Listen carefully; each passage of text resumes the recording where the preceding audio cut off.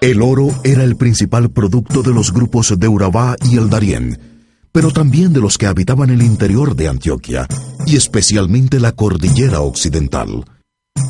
En la región abundaban yacimientos auríferos de veta y aluvión.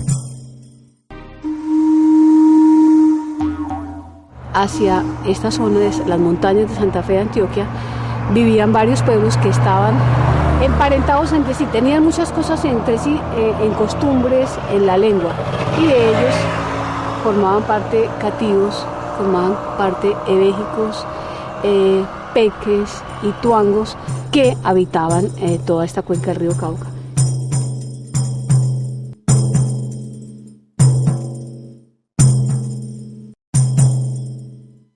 Aunque tenían muchos elementos en común, los grupos del occidente no conformaban una unidad política. Los catíos eran comunidades formadas por grupos de parientes, que en situaciones de guerra se unían bajo la autoridad de una persona reconocida por su valentía y gran prestigio como guerrero, como lo hizo Tomé ante los españoles. Las provincias de Huaca, Nore, Ebéjico, Peque, Norisco e Ituango conformaban cacicazgos compuestos por varias comunidades locales, sujetas a una jefatura principal, permanente y hereditaria, como el de Nutibara, el cacique que gobernaba las provincias de Huaca y Abibe. La ocupación iniciada hacia los siglos IX y X en la mayor parte de la región tuvo continuidad hasta la conquista. En este sitio, que es una terraza del río Cauca, muy antigua, es un lugar de vivienda.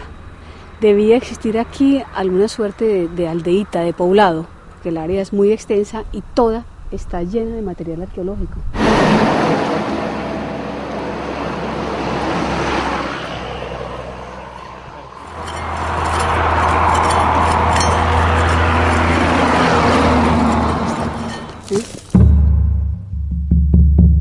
Hacia esos cerros están todas las tumbas, ¿sí? Entonces hay una diferenciación muy clara de los espacios, ¿sí?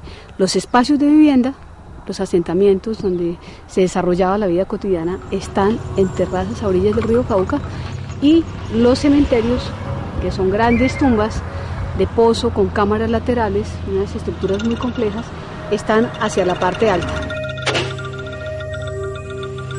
La arqueóloga Neila Castillo cree que la última ocupación de la región fue producto de guerras de nuevos grupos contra los de la ocupación Pueblo Viejo, que la habitaban desde hacía por lo menos 1000 años. En algunos casos, las guerras involucraron pérdida de territorios y desplazamiento de algunas áreas a lo largo del Valle del Cauca. El hallazgo de cráneos en las tumbas y en los lugares de vivienda podría constituir la evidencia arqueológica del culto a las cabezas trofeo.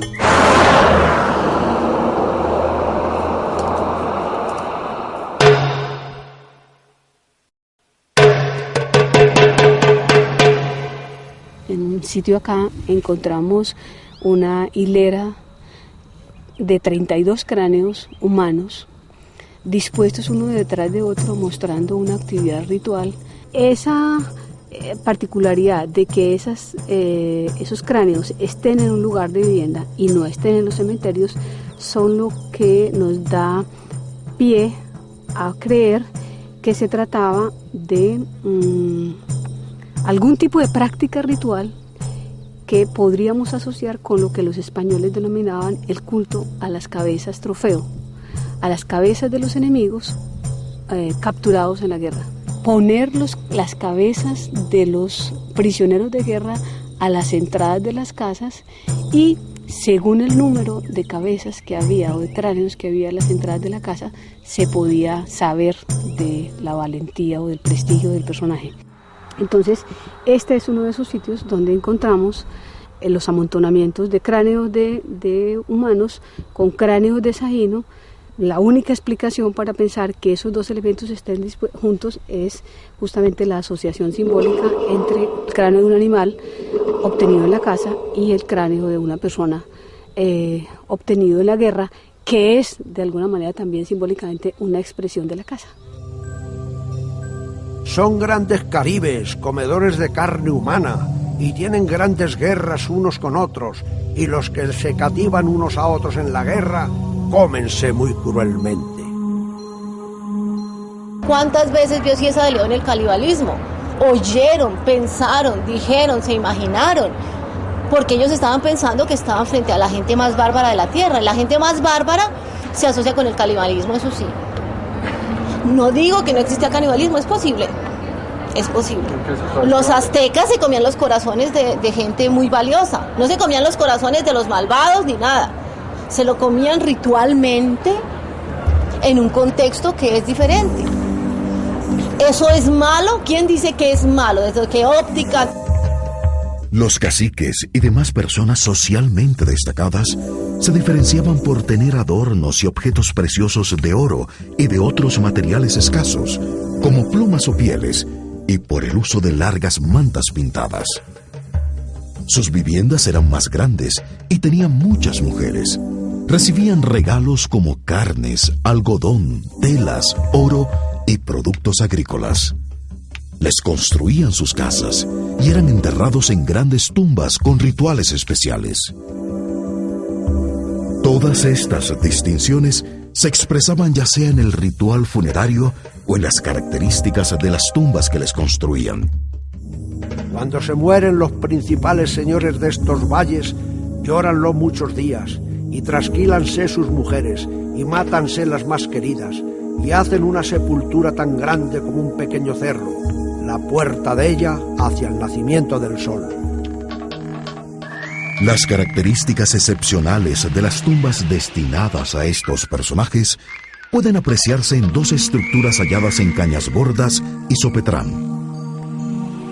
En el municipio de Cañas Gordas se encontró una tumba hecha con grandes bloques de piedra, sin antecedente conocido en la arqueología antioqueña. Un hipogeo construido hacia el año 1000 antes del presente. Es excepcional por sus características estructurales y la elaborada técnica de construcción.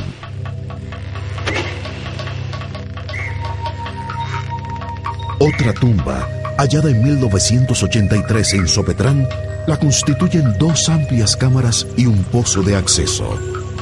Tenía pintadas en el techo con pigmento rojo una serie de figuras humanas y abstractas dispuestas en torno a una gran figura femenina y a una masculina.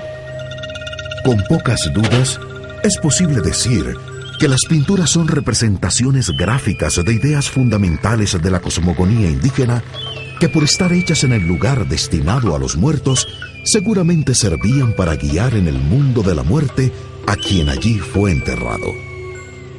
Las figuras centrales, lo femenino y lo masculino, debían constituir principios ordenadores del universo y de la cultura.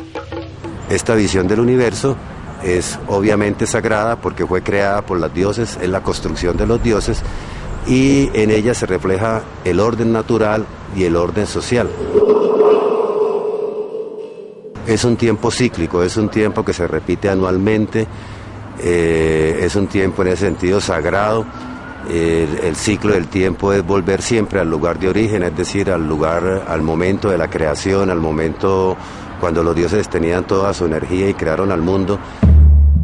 Indudablemente, para los antiguos pobladores del territorio de Antioquia, existían también otros mundos, otras dimensiones.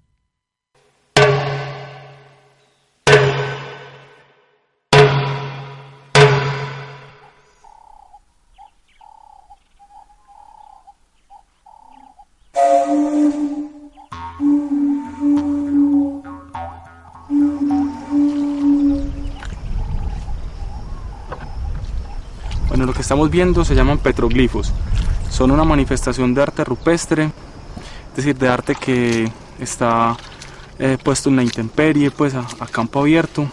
Este arte rupestre corresponde a las comunidades prehispánicas que habitaron esos territorios del Valle de Aburrá. La época a la que pertenecen no es claro, pueden ser muy recientes, es decir, pueden ser de las comunidades que estaban cerca del momento del contacto con los españoles, o pueden ser por el contrario muy tempranas, es decir, pueden tener 2000, 3000 años de antigüedad.